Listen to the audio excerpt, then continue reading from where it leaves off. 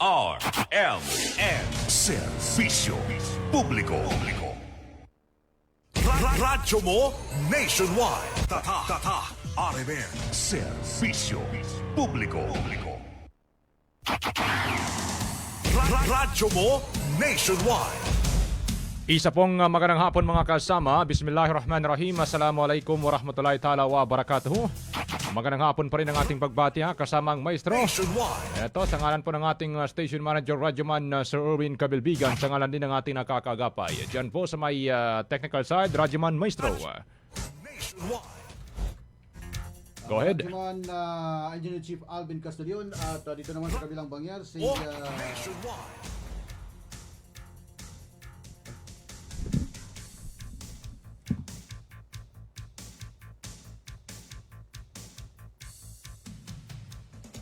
at Radyoman Joel, no? Medyo ano tayo, medyo na-extend tayo. Dahil sa aftershock pa rin eh. Aftershock na yun, maestro. Si Radyoman Engineer Chief Alvin Castellon at sa kabirang mga naman ang ating admin, Radyoman Madam Laura del Inday Celoterio. Yun, kompleto rin kano.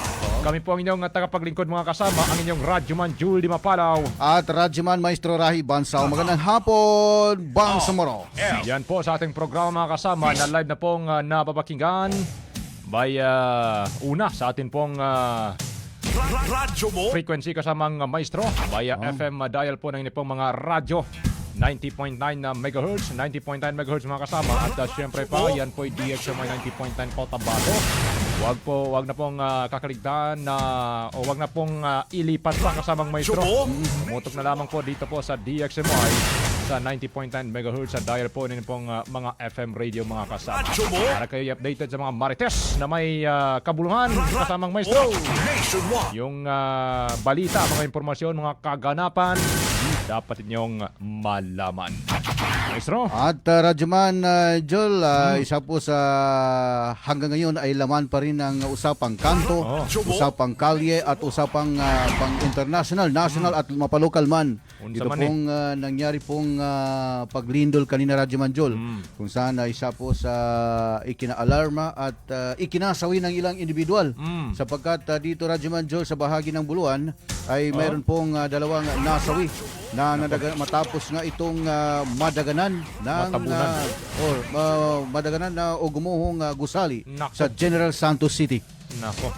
Pero bago yan mga kasama, pakibisita na lamang po ang aming official Facebook page na DXMY 90.9 Cotabato. Siyempre pa, live na rin po tayong napapanood at napapakinggan mga kasama via DXMY 90.9 Cotabato. Dahil po sa pakialungkat na lamang po sa inyong mga Facebook account. At siyempre pa, huwag na rin pong kakaligtaan na mag-like, share, and follow sa ating official Facebook page para kayo updated sa mga balita, informasyon, mga kaganapan. Ano ba ngayon na maestro? Nasa 700. 100 followers na ba ang ating Facebook page officially? Sa Bante. Pero nakita ko kanina nasa Pito Gatos na. Pito Gatos. Pito Gatos Kasi kailan, I don't know anong ginagawa ni Meta. May klaro yan. May klaro yan, maestro.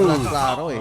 May klaro eh. Sabi niya, minsan umabot tayo ng 703K followers. Minsan umabot naman ng 702, 701. At bigla naman bumagsak ng 700. Di ba may kanta na Atrasabante? Importante tayo pa rin na nangunguna. DXMY pa rin mga kasama. We are still Tatak RMN. Malungkot na balita kasamang maestro.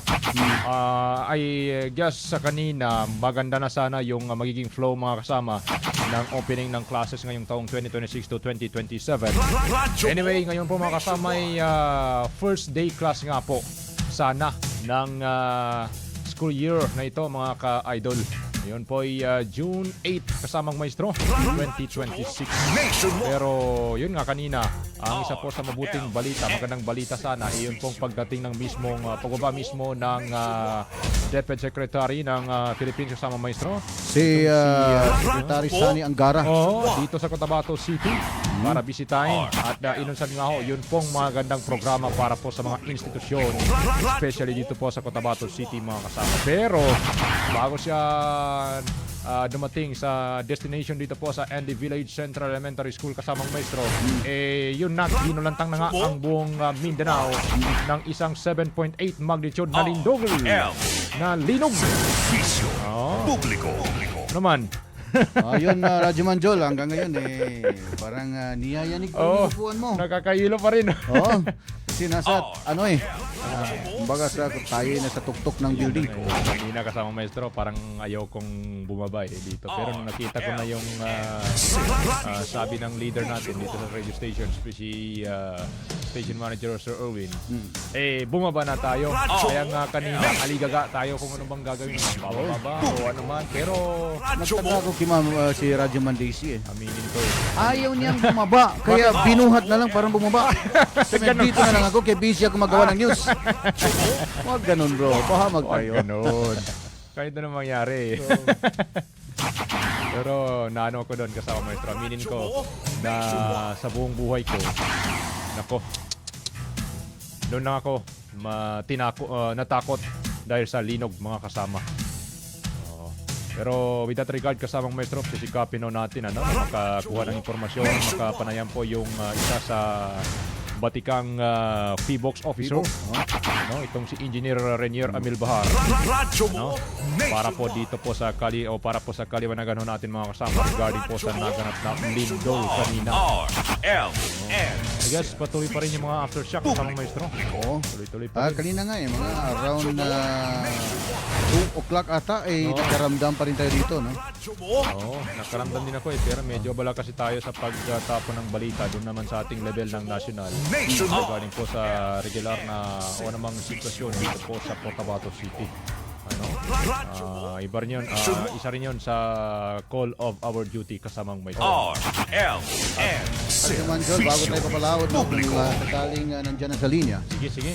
Kanina nga nakasalubong natin yung pamatay sunog, hindi yung Bureau of Bangsamoro Federalist Party ang pinag-usapan dito. Hindi yung partido Partido. Bureau of Fire Protection kasi BFP, ang daming mga buzzer. Ay, ano yan? Ano yan? Bombero? Bombero. So yun. So nakasalubong natin wangwang, sabi niya, blow. Kaya nag-U-turn tayo kagad at sinundan natin. Paano yung wangwang niya? Blow. Ganon. Ayos Huwag ganon go. Tinatawa-tawa lang natin itong mga kasama pero isang serious matter itong ganitong pangyayari kasamang maestro sapagkat walang ni isa na nakakalam kung anong oras, saan o kailan magaganap ulit itong aftershock na naman nitong lindol kasamang maestro. So yan po yung yan po yung mga pangyayari na hindi mo alam kung saan ka tatakbo lalo na kung nasa loob ka ng gusali at pero sa akin lang based sa aking pag-observe lang. Kung sakaling mangyari man yung mga pagyanig sa loob ka ng gusali, mas maigi siguro na umanap ka na lang ng yung parang takip ng ulo. Okay. Kahit anong mga bagay diyan na malambot, katulad po ng kotson na or kung yung bag na, kung yung halimbawa kung may shoulder ka o backpack, yun ang gamitin mo. Yes. Huwag kang makipagsabayan doon sa sitakbuhan pa palabas. Pagkat yun din na makadisgrasya sa iyo pagka matrap kayo doon. So yun ang kasi one time ko na experience kasama ko yung aking mag-ina that time sa may Jensen. Ganun din year-end party ng ating station. Nako. So yun. Mas maigi siguro yun, relax ka na lang muna kaysa makipagsabayan ka. Pero kung may way pa, halimbawa, kung maluwang yung building papalabas doon sa gusali, ay mas maigi siguro na habang papalabas ka, takpan mo yung ulo mo. Yes. So yan po yung number 1 na iningatan natin, yung ulo. Tama. Okay. Anyway, kasamang maestro, bago tayo, sige, ito, iyan mo na lang muna. Itong naging takbo ng panayam mo natin kanina, kay Cotabato City Dream Chief Officer. Itong si Rashman Lee, mga kasama, kaugnay pa rin ito sa pag-alsabalutan ng mga residente mula po sa baybaying dagat ng Kalanganan sa Cotabato City kanina. Dahil nga po sa muna'y banta ng tsunami kasunod ng 7.8 magnitude na lindol kasamang maestro. Sige.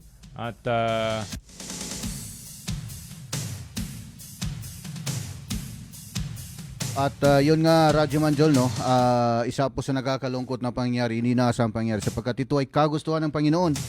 At karamihan sa ating mga kababayan, mapa-Kristiyano ka man o mapa-Muslim ka man, eh dito natin naririnig yung pangalan ng Panginoon. Diyos ko Lord, Ya Allah, tabangi kaming ka, tabang. May ganun naririnig natin, no? Sana hindi lahat sa ng panahon, ano yung ganung mga pangyayari, lahat naalala natin yung Panginoon, hindi yung sa bingit ng kamatayan ka lang humihingi ng tulong. Yung obligasyon natin, kaya nga tayo nasa mundong ibabaw upang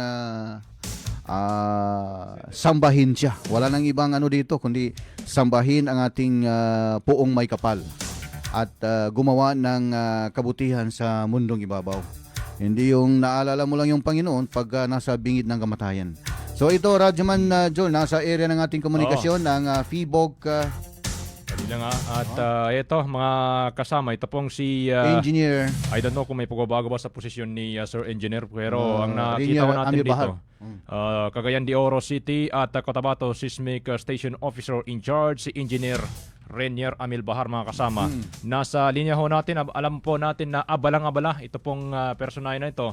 Pero thankful ho tayo sapagkat binigyan tayo ng kahit konting oras man lang ngayong hapon. Sir, good afternoon. Julie Mapala po and Maestro Rahib Bansaw sa DXMI po kayo. Go ahead po regarding po dito po sa naganap na lindol kanina. Yes po, nagkaroon tayo ng lindol kanina at exactly 7:37 in the morning kung saan ang epicenter po nito ay 32 kilometers west of Maasin, Sarangani. So kung mapapansin ninyo po doon sa mga information namin, may mga pagbabago, naging Gensan yung basihan dahil nung una mas malapit sa Gensan, nung unang competition. Actually, nang magsimula talaga ang lindol, pagbaba po sa namin, sa DRC namin, dito Receiving Center, yung operation center namin dito sa Davao, kasi ang quarter ko nasa taas lang. So going to nagbibihis na sana ako, bigla lumindol. Bigla napababa ako. Nung una ko makita yung automatic plotter namin, pumapalo siya bandang Indonesia. So sabi ko, we have nothing to worry. So the same pala kami ng impression nung Manila office namin na nung makita namin na malayo, we have nothing to worry.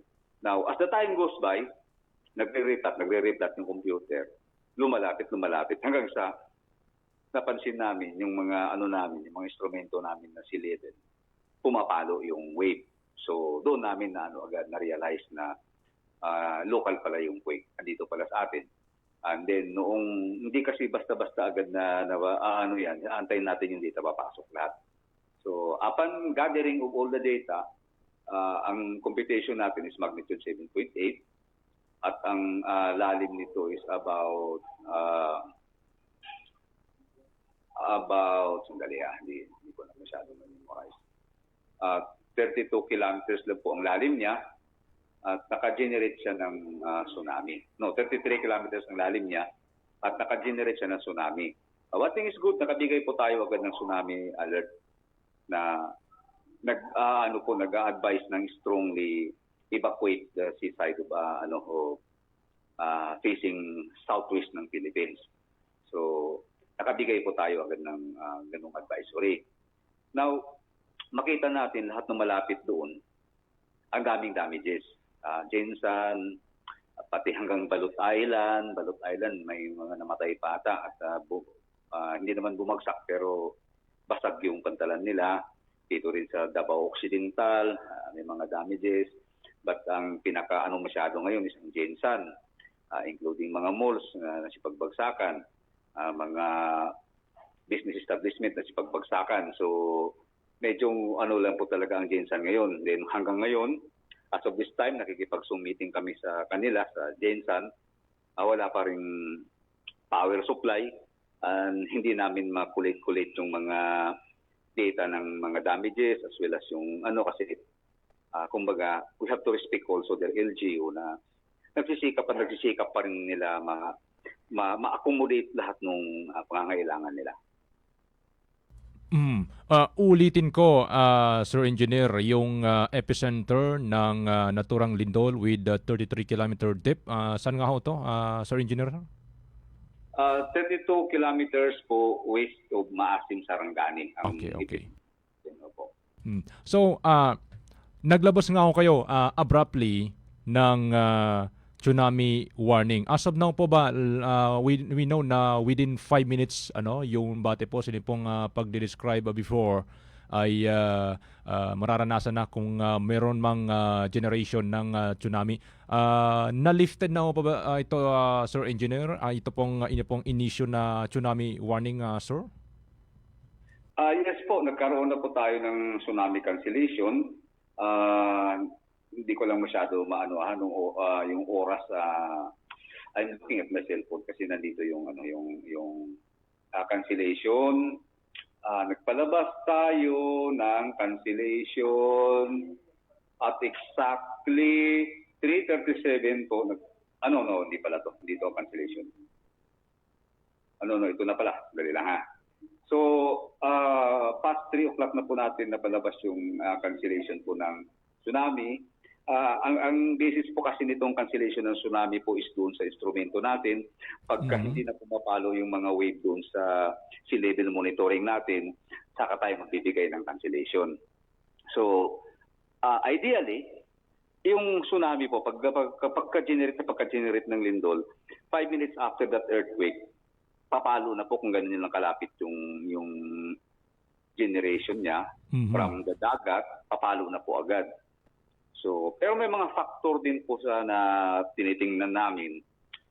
Meron kaming sinasabing mga yung paano gumalaw yung generator. Pag sinabi namin galaw ng normal fault is yung lift up yung isang side, bababa yung isang side. Yun, malakas ang wave na mag-generate.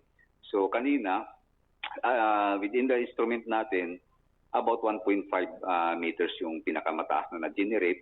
And I think bandang Balot Island nata yun, ang pinakamataas na generate. So the other is hindi naman ganun talaga kataas.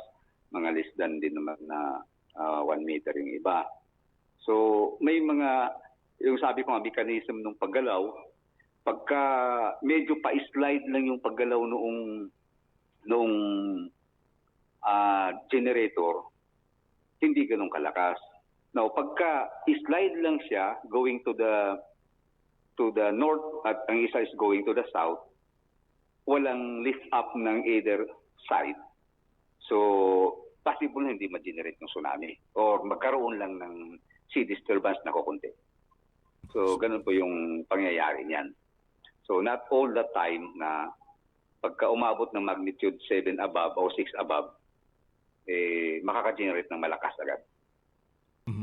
Pero itong binabanggit nyo na 1.5 meters na parang average yata na sukat nung tsunami na ito na generate, Sir Engineer. Gaano ba ito, mapanganib ba ito sa mga tao na especially yung doon po sa mga baybaying dagat, Engineer, Sir? Yes po, mapanganib po. In fact, in Balot Island, may pictures na pinadala sa amin na yung malaking bangka, they call it basni, yung pangisda nila na boat, fishing boat. Malaki po yun dahil maraming tao ma-accommodate noon is umakyat po sa pantalan. So, is tao po ang tatamaan noon. Tapos, within turbulence, madidisgrasya po talaga. Kaya po, binibigyan talaga natin ng babala, yung nasa seaside. Na pagka ganun, malakas na din doon. Do not wait for any warning that we have. Head for a higher ground agad. Kumbaga, umalis na po talaga sa dalampasigan kasi we don't know what will happen next pagka ganun po ang mangyari. With this lindol nga, Sir Engineer, umabot nga ng 7.8 magnitude. Inaasahan din ba yung mga susunod bang aftershock? Daw alam na natin at naramdaman na rin natin kanina na meron na may possibility pa rin ba? Malaki pa ba yung tsansa na magsusunod-sunod pa rin ito? Yes po. As of 2 o'clock in the afternoon, dito ako sa operating center namin sa Davao. Ito po, kaharap ko, lumabas lang ako kung saan dahil maingay sa loob ng meeting. About 258 ang lindol na recorded lang. I see.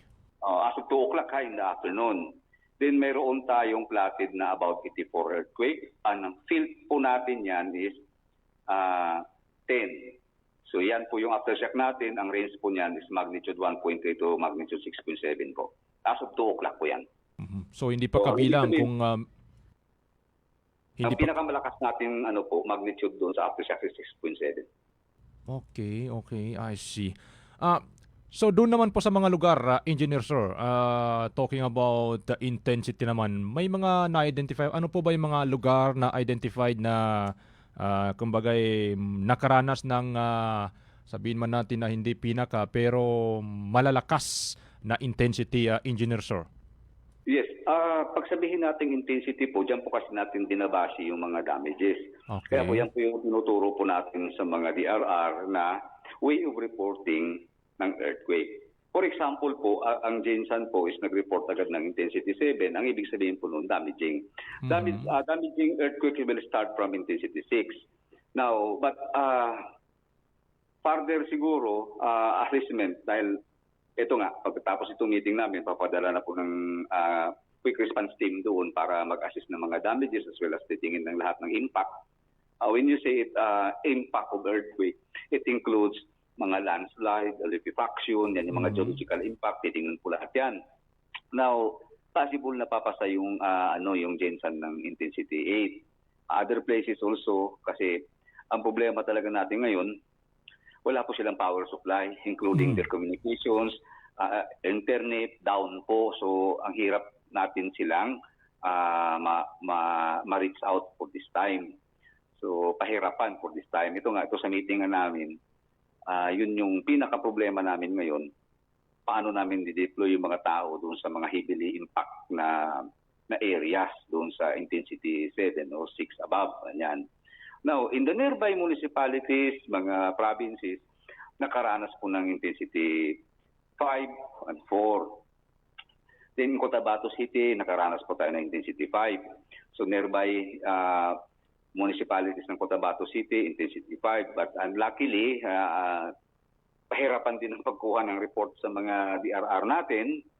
Although, siguro, nakasanayan nilang walang pakialam kung may mga mangyari. So, wala tayong, So, iniinganyo ko na sana magbigay naman ng report. Diyan po kasi natin binabase ang quick response team natin sa report na ibibigay po nila. So, ibig sabihin, as of now, Sir Engineer, meron pa mga, LGU ba na hindi pa nakakapag-sumite ng kanilang record with this regard incident, Engineer Sir? Yes po, marami pa po. And which, lagi namin pinapaalalahan na kailangan po magbigay naman. Diyan tayo sinusilduhan ng tao, ng gobyerno. So, we have to do our part also. So, kailangan po talaga. Yung dun sa binanggit nyo na intensity 7 dyan po sa General Santos City and possibly aakyat pa siya into number 8.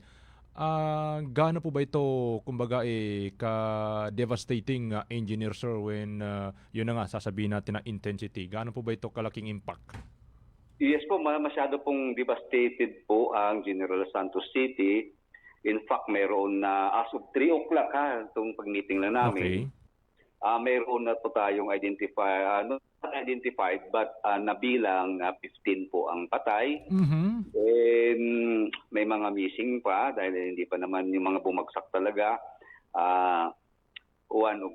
Itong fast food, hindi natin pangalanan muna kasi mahirap manggaling sa atin yung fast food, not only one pala fast food, mga fast food po, may mga bumagsak po na crumpled talaga totally. Then schools, the same, university, ang first floor, bumagsak yung first floor, so yung second floor naging first floor.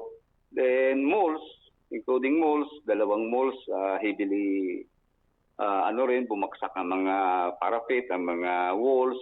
So marami po, 16 po na identified ang business structure ang bumigay po nitong as of kanina lang na unofficial pa po, hindi pa siya official kasi pag sabihin mo kasing official, it should be coming from the local government unit, which is, we understand na sa ngayon, hirap na hirap pa rin po as experience po sa mga tinatamaan ng malalaking lindol, hindi ganun po kadali sa LGU na makukumpleto po agad yung mga proper report po. I see. Maestro, baka may katanungan ka. Go ahead. May mga report na ba sa inyo, sir? May mga kuan ba? May mga kaasulti ba o ba na mga residente ho sa mga apektadong lugar tulad po ng General Santos? May mga talaan ho ba kayo, sir? Sir, yun po yung ini-explain ko po. It should be coming from the LGU. So sa ngayon, we have to understand po na mahirap po yung kalagayan nila. So including us, kung gusto namin mabigay agad sa amin yung mga para yung deployment namin ng investigative body namin ma-distribute namin properly. The only thing we have to understand na ito pong mga LGU sa ngayon, lalo pa yung mga nakaranas ng Intensity 7, talaga pong hilong-talilong pa po sila. Hindi pa po sila ganun agad na makapagbigay ng proper na report. So, may nakukuha kami as initial report lang. I-consider nyo po na wala rin silang hanggang ngayon, as of this moment na nag-uusap tayo dahil ka-meeting namin sila sa Zoom, lumabas lang ako dahil kausap ko kayo. Wala pa silang mga kuryente. Now, not only Jinsan, ang Malapatan, Maasi, basta Sarangani Bay, hindi pa natin ma-picture out talaga what was the real score, ilan ba ang bumagsak na building, ilan ng ano. Now, in Balot Island, may initial report na kami, may 3 commercial building din but unofficial 3 commercial building ang bumagsak. Yung pinadala sa aming pictures is basag yung pantalan nila, umakyat yung fishing boat, yung basnig. So, mga ganun. But in reality, kung sasabihin mo official, wala pa po dahil we have to understand na talagang pahirapan pagka walang kuryente, walang lahat-lahat. Okay. Isang bagay pa, Sir Engineer, gusto ko lang malaman. I don't know kung na-identify na ba o kung may nabanggit ka man kanina. I just like to reiterate. Yung sanhi po ba ng paggalaw? Kasi may mga lumalabas na balita na ito pong Cotabato Trench. I don't know kung ito ba'y ganun din po ba o base ho sa inipong findings, Engineer, sir? Yes po, si Cotabato Trench po yung gumalaw po. Then we know na talagang active si Cotabato Trench. So if you can remember, last January, February, nagkaroon siya ng seismic swarm na tinatawag namin dito po sa west side, southwest side ng Libak, ang Calamansi. So doon pa lang po, yun na po yung statement ko last January and February na we don't know what will be next. It could be magda-die down. It could be magkakaroon ng malakas na lindol. Only time can tell. So, ito po, nagkaroon nga ng malakas. Although dito sa baba banda. But again, part pa rin ni Cotabato Trench. So, ganun po ka-highly active itong si Cotabato Trench. Kaya, ang karakteristik niya, kumpara mo doon sa mahahabang trench, halimbawa, Philippine Trench at the eastern border of the Philippines, mahaba nga, about 1,000 kilometers. Ito namang si Cotabato Trench, hindi naman ganun kahaba. Pero, highly active siya na nagkakaroon siya ng malakas na lindol. So, ang pinaka-apektado lang dito, one of the most affected areas, Engineer Sir, itong General Santos City, knowing na meron nga silang intensity 7. Tama po ba? No, not sir. Not po. Yun po yung gusto ko i-explain kanina. Yung i-explain ko sa inyo kanina. Ang may picture out lang tayo is si Jensan. Mm-hmm. The other places na blackout pa rin ngayon, including communication, na intensity 7 din po, wala pa po tayong picture out. Kumbaga, kunti pa lang kukuha nating proper information. Yung example ko kanina, si Balot Island, unofficial report, meron basag ang pantalan nila, umakyat si Basnik sa Pantalan, 3 ang bumagsak na commercial building. Now, dito po sa iba namang area, Maasim, Malapatan, Glan, ganun din po, may mga damages intensity 7 din po sila. But ang point lang natin, dahil sa alam natin na ganun kahirap din sa kanila, sa mga LGUs nila, so nakakahiyang kulitin natin sila agad ng proper report. Okay. With this 258 recorded, and I know it's still counting, Sir Engineer, Yes po. sa mga recorded ho ninyo na aftershocks nito pong lindol na to. Maybe we can say, may dideclare pa ba na yun hong may term kasi kayong ginagamit dito? I don't know kung is it enough, bilang na ba para ideklara na yung binabanggit yun na series of the seismic something like that, Engineer, sir? No, pagdating po sa aftershock po, wala po tayong timeline ng aftershock. Any quake that will occur near the epicenter, considered pa rin po na aftershock. So if you can remember, yung quake po ng Cebu, hanggang ngayon po, nagbibilang pa rin kami ng aftershock. So matandaan na yung quake ng Cebu last October. Opo, hanggang ngayon po, nagbibilang pa tayo ng aftershock. So same as the quake here in Mati, hanggang ngayon nagbibilang pa rin tayo ng aftershock. And that was also somewhere in September ba ata yung September ata yung sa Cebu, then yung Mati ang October. So nagbibilang pa rin po tayo ng aftershock. So masyado pa pong maaga kung baga itong aftershock ng itong Maasin Sarangani quake. So mayroon na po tayong 200 ngayon as of now. Ito ngayon 280 na po, 280 na naman po siya. Ang tinutukoy ko dito, Engineer, sir, with due respect, siguro yung seismic warm ba, isn't it, yung binanggit nyo before? Iba po yung nangyaring seismic swarm po noong noong January and February po. So yung seismic swarm po na nangyari po noong January, February, pagka February, bigla po siyang dahan-dahan nawala hanggang sa nawala na po siya. So iba po yun. Iba po yun siya po. So that event, kung sasabihin mong with correlation dito, dahil isang trends lang sila, yes, meron. So yan yung sinasabi ko na we don't know kailan siya bibigay. Yes. That event, the seismic swarm that we have last January and February, pwedeng stress build up and that will result sa itong quake na ito ngayon. Isang bagay pa, Sir Engineer, may pangamba ba? May dapat bang ipangamba ang publiko? I know maturity dapat maging handa at all times.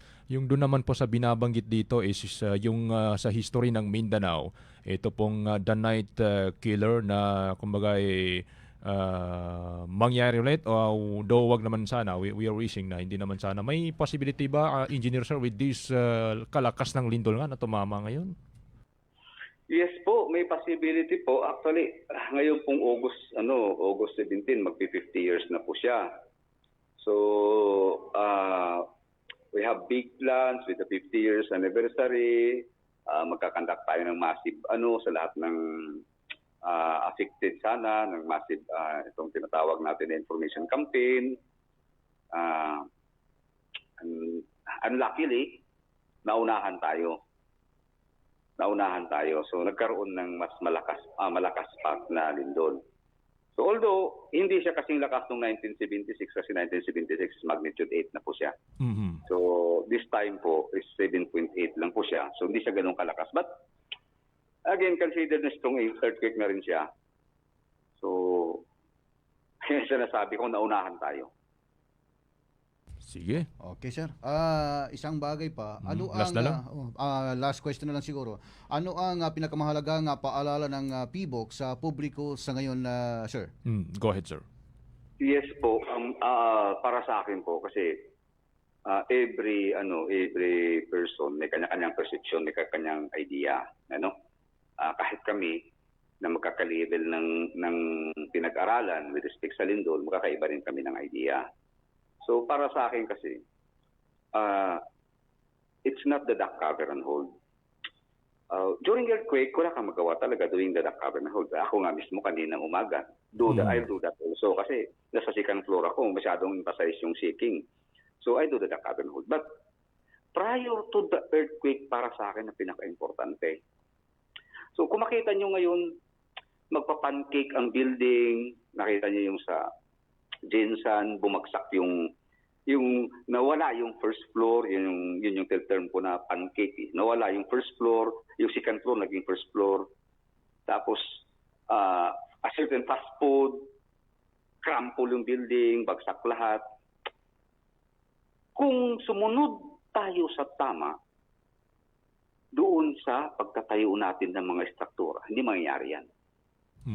Now, kung hindi po babagsak ang building, walang wall na babagsak, walang ceiling na mahuhulog, including airport po, ito, pangalaman na natin, including airport ng Jinsan, bagsakan ng mga ceiling, ang mga wall. So, hindi sila operational ngayon. So, kung hindi yan mangyayari, wala pong makakadisgrasya sa lindol. Hindi makamatay ang lindol. So, balik na po tayo naman doon sa isunod natin sa tama. Sabi ko nga, kahit lumindol pa, kung hindi ka naman mabagsakan ng wall, hindi ka naman malaglagan ng kung ano-ano, lalo pa ceiling, bayaan mo na yung lindol, hayaan mo na yan. Kasi normal na yan na nature na yan ng mundo na magkakaroon yan. So, ang problema, yun yung pinaka-root cause natin. Ano ba ang problema? Andyan na yung lindol. Pinanganak tayo, andyan na sila. So you have to live among them. How can we live among them kung doon na lang tayo lagi sa, pagkalilindol, ito ang gagawin ko. Pag ganun po, matuto tayo magbilang ng patay.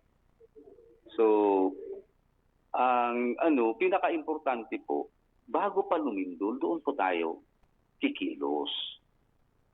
Sumunod tayo sa tama. Then, pagdating ni lindol, wala tayong problema. Hindi mangyayari yung mga nakikita natin ngayon.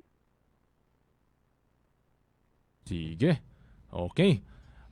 Sir Engineer, kami po ay labis-labis na nagpapasalamat sa oras po ninyo pong inilaan dito po sa DXMY regarding ako sa naganap na lindol at patuloy na monitoring ng mga aftershock dito po sa nasabing 7.8 magnitude na lindol, Engineer Sir. Maraming salamat po. Maraming salamat din po at pwede ko pong isend sa inyo yung primer po nung lindol na yan. Go ahead po, sir. Go Go ahead. po sa mga messenger po ninyo, sa messenger na po ninyo. Sige po, antayin po namin, sir. Sige po, salamat. Opo, sige po, salamat din po. Sige, thank you po, Engineer. RMN Servicio. Yun po mga kasama, yan po kasamang maestro, si Cotabato City, Cagayan de Oro, and Cotabato City, ito kasamang maestro, Cagayan de Oro City at Cotabato Seismic Station Officer in Charge, Engineer Renier Amil Bahar, mga kasama sa atin pong panayam regarding po dito sa may naganap na lindol, kasamang maestro. Kanina sa kahit tayo ginulantang tayo nito Oo. yung kanyang binanggit Cotabato Trench ang gumalaw, doon po ang kanyang epicenter sa may Maasim sa Sarangani Province, kasamang maestro. With lalim nga na 33 kilometers. Nako. At napakalaking tsansa, mga kasama, na makabo. At hindi lang makabo sapagkat nakabo nga talaga ako ng tsunami, kasamang maestro. Sige, go ahead, maestro. At Radyoman Joel, dito nga sa ating sister station, sa Davao, sa RMN Davao, ay mayroon na pong 19 na nasawi sa nangyari pong paglindol dito sa Mindanao at ngayong Lunes, at samantala meron ding 12 na hanggang sa kasalukuyan ay hindi pa rin natagpuan, missing pa rin ito, Radyoman Joel. At meron ding 134 na mga casualty, yung mga sugatan dito ho sa nasabing pagyanig, Radyoman Joel. So ito, missing person ay nasa 12 at ang mga injury o mga injured ay 134 at 19 naman ang kumpirmadong patay, Radyo Manjul. Nako. Pero wala Ilan yung pang missing kasama maestro? 12. Oh Pero my wala pang goodness. specific na lugar, bayan ito, no? But ito ay nasa Central Mindanao ito, Radyo. Nako. Nasa Mindanao, Radyo Manjol. Ito hong post ng ating sister station sa Armen Davao sa DXDC. So, the whole Mindanao na yan kasamang maestro. Okay. Gaya ng binanggit mo nga, wala pang specific na ano kasi bate nga dun sa sinabi ni Sir Engineer Amel Bahar mga kasama, ang siya pong FIBOX officer natin ngayong hapon, maraming marami pang LGU na until now hindi pa nakakapag-sumiti ng kanilang official death toll kasamang maestro ng intensity ng record. Ano pa bang dapat na itawag doon para maging inclusive? Pero naiintindihan din nila kasamang maestro sapagkat yun nga, isa doon sa factor is yung pagka nawalan, natanggal yung katulad nitong ano natin, anyari. Pagka nawala mga kasama, yun pong kuryente, supply ng kuryente sa isang lugar, napakahirap talaga na mag-deliver. Ano? Lalo't sa pamamagitan ng internet, connecting talaga yan kasamang maestro. Magko-connecting talaga yan. Sige, balikan natin kasama maestro yung dito. We are hoping na kahit paano naliwanagan po yung ating mga kababayan, yung ating mga kasamaan na dali lang maestro at anyari dito way klaro. Walang klaro, naghang. Noon sa maning yun, Radyo way klaro Manjol, ani. At kanina Radyo Manjol, no, ito ay tayo nag-iisang station lamang po yung agad pong nakapag-responde. Exclusive ha? Doon sa may Timaco at sa ilang mga residente sa dalampasigan ng dagat, no? At maging sa paanan ng bundok na puntahan natin yung mga residente na nag-alsabalutan, nag-evacuate matapos nga nilang makita na umurong yung dagat after ng lindol. So yun ay isa sa mga senyales, no, na maaring magkaroon ng tsunami. Base doon sa mga matatanda na umabot po ng nabutan nila yung 1976 na tsunami dito ho sa Mindanao, Radyo Manjol. At sa ngayon, monitor natin sa coastal area ng Dato din Sinsuat. Ultimo yung aking kuya ay nasa bundok na sila. Nako. Kanina nga may babala na ang BLGU na dito ho sa may Kusyong area, sa may Badak. Yung kanilang mga pamilya ay pansamantalang inilikas na sa mas mataas na lugar, Radyo Manjol. Bunso na rin po ng babala ng ating local government unit ng BLGU na umakyat sila sa mga matataas na level na lugar, Radyo Manjol. Sige. At yun nga, mas maigi kasama maestro, pasadaan natin yung naging takbo ng ating panayam exclusively mga kasama ng DXMI kay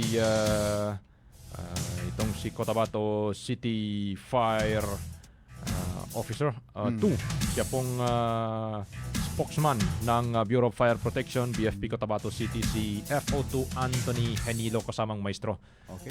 Sige, narito mga kasama, pasadaan natin, mabilisan lang to at eto, pakinggan natin mga kasama. Serbisyo publiko.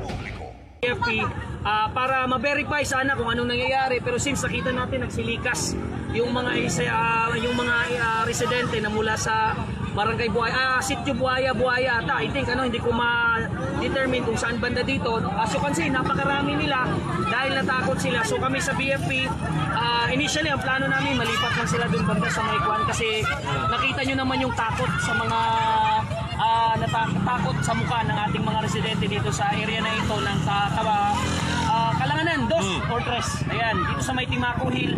So, para ma-relieve yung takot nila kasi alam naman natin na medyo may kalakasan yung lindol na nangyari kanina, mga sir at mga ma'am.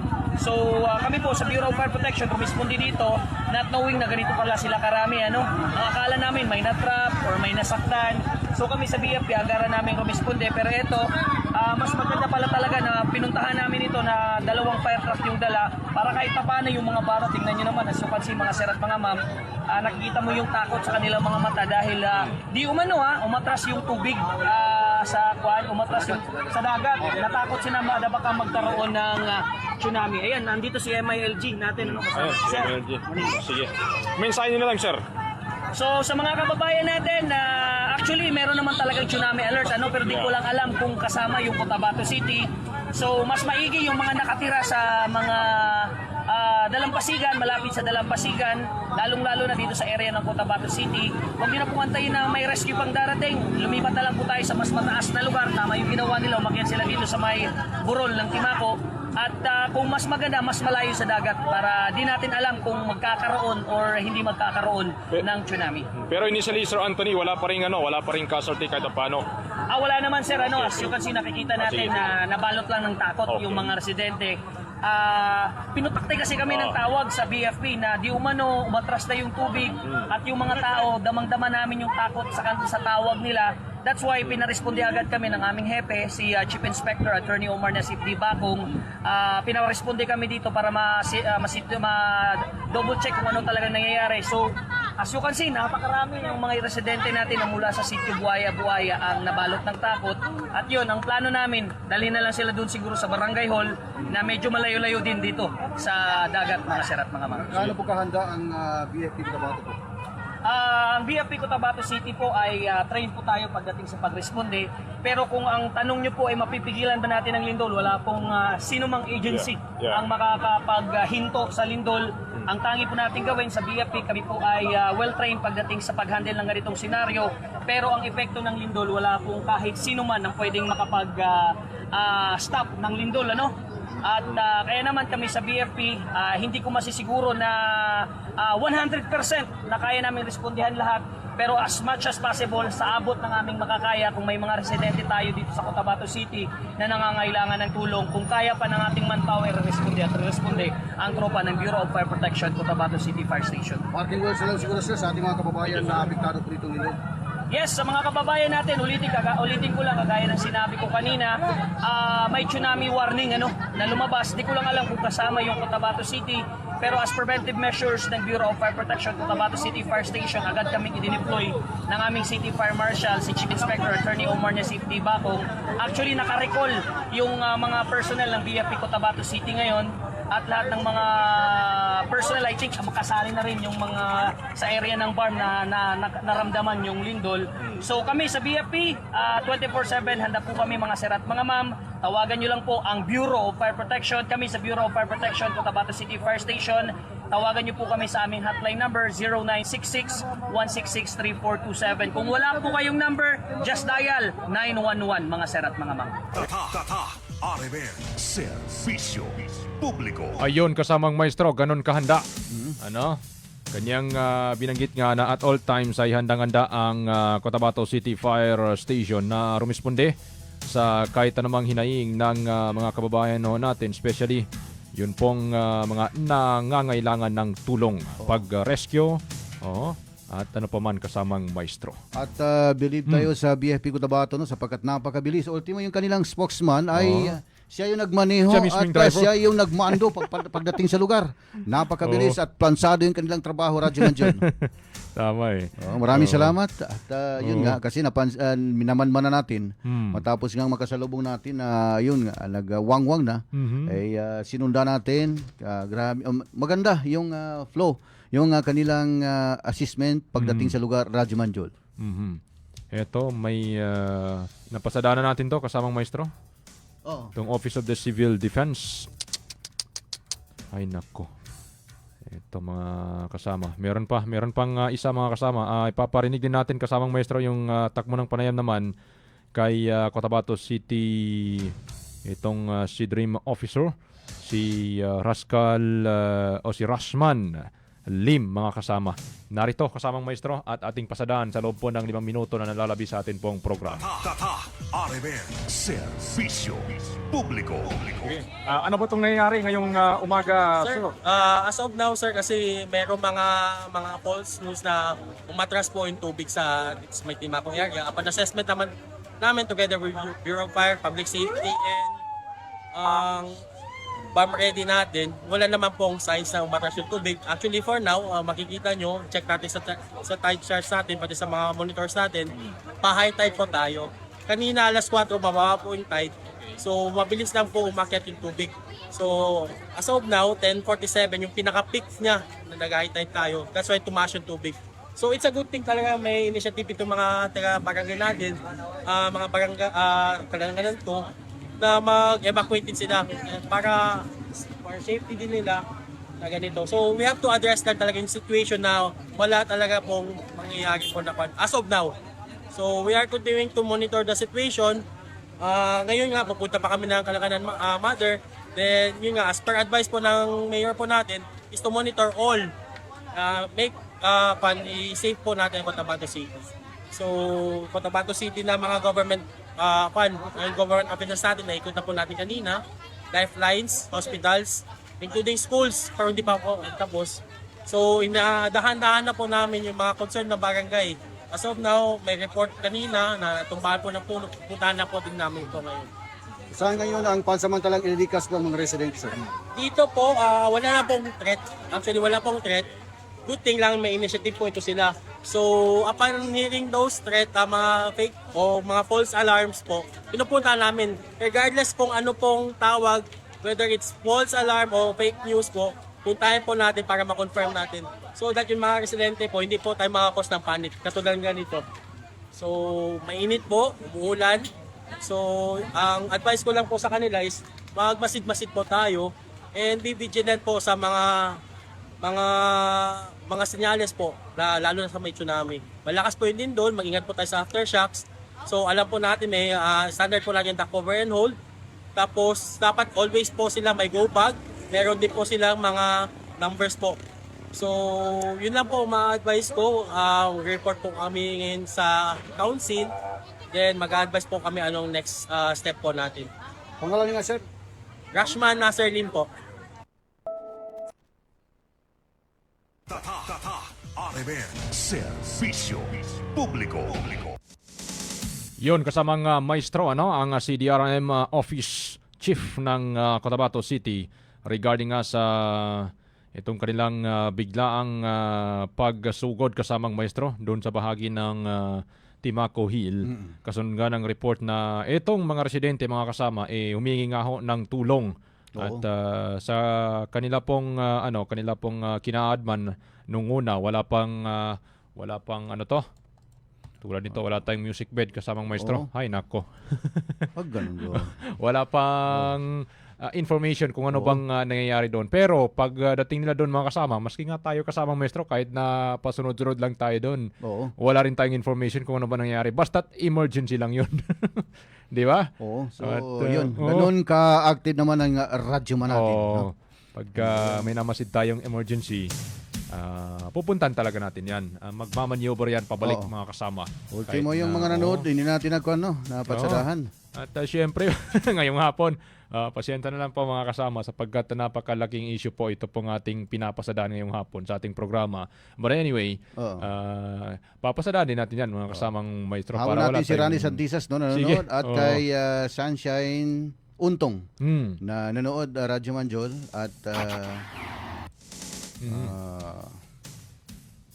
ano ba? Sana yung pinakita ni yung dito sa ating kasamang maestro. I don't know kung ito ba'y sige. At itong gago talaga ito na baser itong si Jelon Uy! si Jelon Lidasan Sampayan. Puro na lang 1.5 ang tingin niya sa atin Radyo Manjol. Dami nito eh. Pero na-prove mo ba talaga yan? May matapang ito kay may baril na hawak-hawak dito, nagko-comment. Pero I don't know. Ay na lang. Kung anong mabasa, baka utak niya sa puwit. Ganyan talagang Garantado. Ito, yung ito rin yung kanina, yung casualties. So mas updated yung binanggit kanina kasamang maestro. Itong 134 injured, 19 deaths o namatay at 12 missing mga kasama. Ganon katindi. Oo. Ito pong June earthquake. Takin mo June 8, first day of class. Hindi na natin napasadaan kasama maestro, wala na tayong oras. Wala na. Yung pagdating ni DepEd Secretary Sani Angara, Bukas na lang siguro. Antabayan na lang siguro bukas, no? Sapagkat mismong ang DXMY, nakapanayam po ng DXMY, ang DepEd Secretary Oo. na si Secretary Sani Angara. Oo. Kanila pong programa dito po sa Cotabato City, mga kasama. So, yun. Meron pa ba? Meron pa tayong pagbati kasama, maestro? Bago tayo mag-maneuver palabas ng ating programa. Sige. Meron pa ba? I don't know kung saan na sila. Sina Shane Untong. Magandang umaga. Magandang umaga. Para bukas yan. Kahit na ano man ang mangyari mamaya, maglindol man o ano, at least may bumati sa inyo ng magandang umaga para bukas. Saka, Ako yun. gidelete ko na itong Sige. si Jelon Lidasan Sampayan, no? Pamili ka, pumpasan ka, di akong kaparagit. Huwag ganyan, bro. Huwag ganun, bro. Huwag ganyan. Pero, yan na. Sabihin ko, gaya ng sinabi niya, medyo manon ko lang kasi piliin lang natin yung mga tao na pwede nating anuin. Kasi may mga tao na sensitive. Gaya ho ninyo, gaya ng binabanggit sa lawikain na huwag mong gawin yung bagay na ayaw mong gawin ng iba sa'yo. Sige. Pag yan kaya ginawa sa'yo without proving the issue, ano? At put on your charge. Ano ba, Mr.? So yun, Radyo how does it Manjol, feel? no? Mag-pass na Sige. tayo sa kon eh. Kumpas Pero na tayo napansin sa ko lang ito, kompas. pero gidelete ko na. Pero ang pinagkaano ko dito kasi gusto block, hindi ma-block. Anyari? I Yari don't kaya? know. Baka malakas yung walang kapit magandang kay, komento ito. ano.